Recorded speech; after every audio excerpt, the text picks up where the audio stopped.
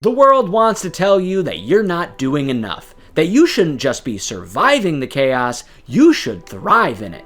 Make money, gain followers, leave a legacy. And if you're not chasing that dream every second of every day, then what are you doing? That's the imaginary pressure we all face, the pressure to be more, to achieve more, to matter more. But what if the answer isn't in becoming louder or bigger, but in becoming more yourself? You're not a flashy shonen protagonist destined to save the universe, but that doesn't mean you don't matter. In fact, the world might need you more than it needs another chosen one. And no story captures that better than JoJo's Bizarre Adventure, Diamond is Unbreakable. Josuke is descended from a legendary bloodline. He could have had a world-spanning adventure, fought gods, saved the universe, but instead, he stays home. His entire story unfolds in his small hometown of Morio, and that's exactly what makes him powerful. Josuke shows us that being a hero doesn't require a battlefield. You don't need to cross the world to make a difference.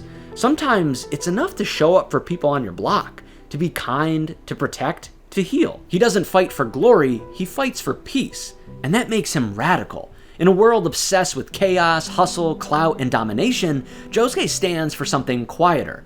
Protect what you love. He reminds us of Albert Camus' absurd hero, someone who chooses meaning even when the world offers none, who rebels by being authentic. That's Josuke. From the moment we meet him, he's present. He helps a bully turtle even though reptiles freak him out. He spares a murderer not with mercy, but with creativity. He vows to protect his town just like his late grandfather did as a police officer. He heals Okuyasu even after fighting him. None of these acts are grand, but they are transformative. His kindness inspires others. People grow just by being near him. These moments come from someone fully in the moment, someone who's not chasing some mythical status, but living truthfully day by day. Lao Tzu once said, "When you realize nothing is lacking, the whole world belongs to you." Josuke doesn't want glory even though he's got the bloodline for it. He doesn't want revenge, he wants restoration. Even the one thing he takes personally, his hair, isn't about vanity. It's about memory, emotion, and meaning. And that's what makes his stand Crazy Diamond so poetic. It can heal others, but never itself, just like Josuke. He brings wholeness to the world while quietly carrying his own pain.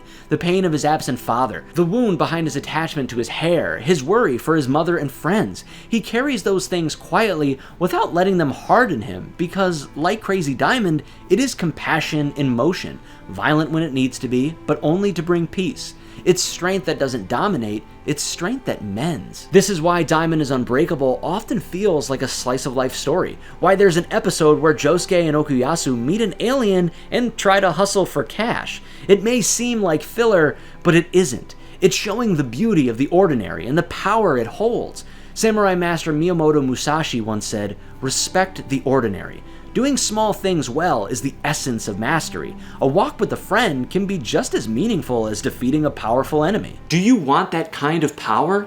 It's already inside of you. Josuke teaches us that you don't need some grand destiny to live a meaningful life. Protect your street, your neighbor, your family. That's enough.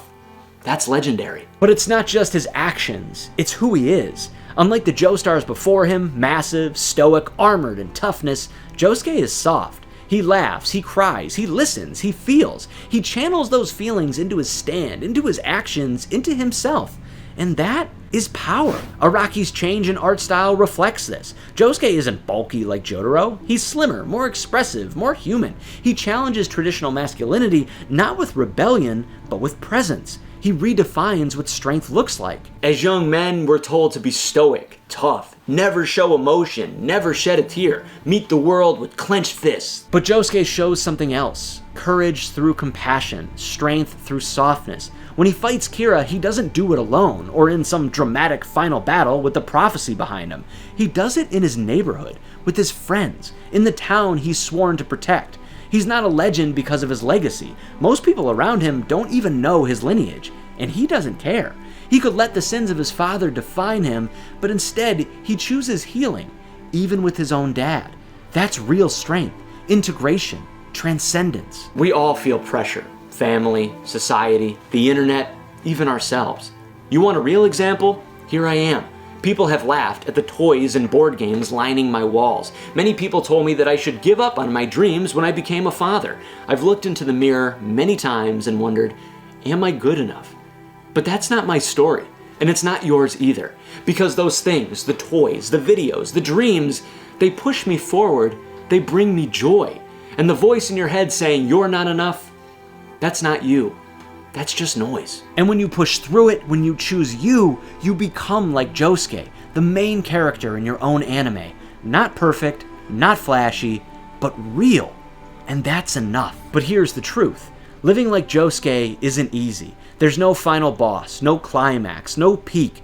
It's daily, quiet, spiritual. There's an old Zen proverb, before enlightenment, chop wood, carry water. After enlightenment, chop wood, carry water. In other words, purpose is above passion, and the most heroic thing you can do is show up every single day. Josuke doesn't train for revenge. He doesn't fight because he has to. He chooses to help again and again in small ways. That's the hardest thing anyone can do. That's real work. That's real power. And that's what makes Kira the perfect villain. Kira wants a peaceful life too, but without connection, without emotion. He seeks order through destruction, control through violence, a world with no vulnerability. Josuke is the opposite.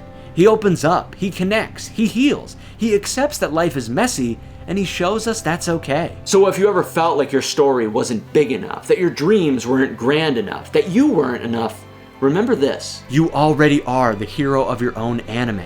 You don't need a prophecy, you don't need followers, you don't need a grand ending. Just protect your street.